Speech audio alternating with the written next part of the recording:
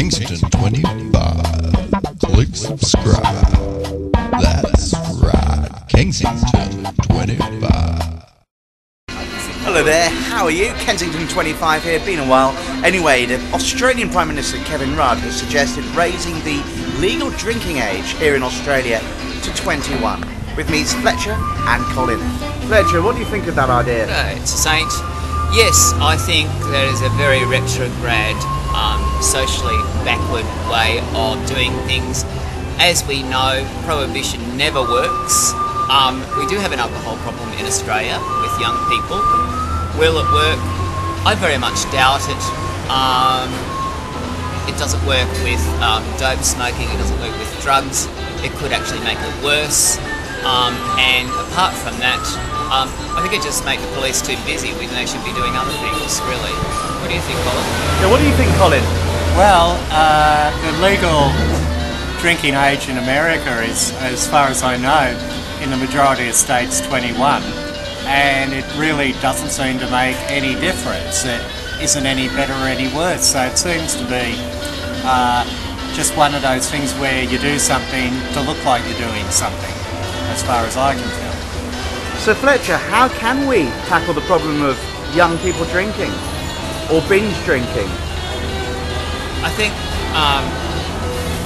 monitoring the licences, as you have. I have a certificate of responsible service of alcohol.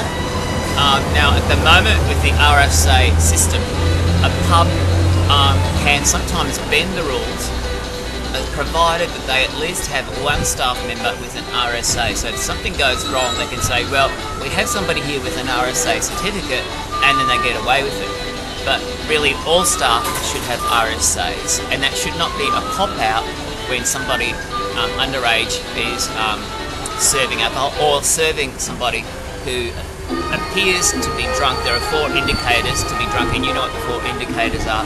Somebody who is drunk, including their behaviour, their stance, their look in the eye, whether or not they can walk, and all of those indicators when somebody's obviously drunk.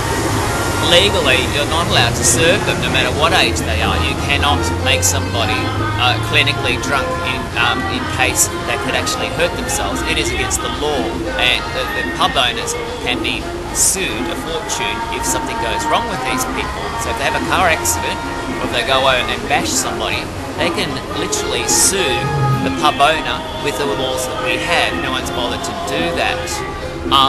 But before it gets to that level, it does need to be monitored, and I don't think they're monitoring the actual service of alcohol close enough. That seems to be the problem with the laws that we already have. They don't actually have to be changed, they just need to be monitored with what we have. And Colin, would you agree? How do you think it should be tackled? I don't know, we could throw a war and that could cull our population a bit, and you'd be bound to get a few drinkers, caught up in that. But look, we live in a climate of fear, and people have got nothing but uncertainty in their lives, like their jobs, their houses, whether or not they can get a job. So, it's not surprising people are inclined to drink more, and a percentage of those who are drinking more are slipping over into what could be classed as binge drinking, or even going as far as alcoholism. Nobody feels very safe or very happy. Maybe, people had a bit more security or felt they had something to look forward to, they wouldn't need to go to the pub so often. So you don't think raising the age is the answer? I just think it would be inconsequential, it wouldn't do anything. Personally, I've got to agree. I think the secret is not raising the age. It will make a darn sight of no difference at all. I think the secret is in marketing and education. I've got to go, the battery's about to run out, but what do you think? Should we raise the legal drinking age here in Australia or anywhere to 21? Talk to you later. Kingston 25. Click subscribe.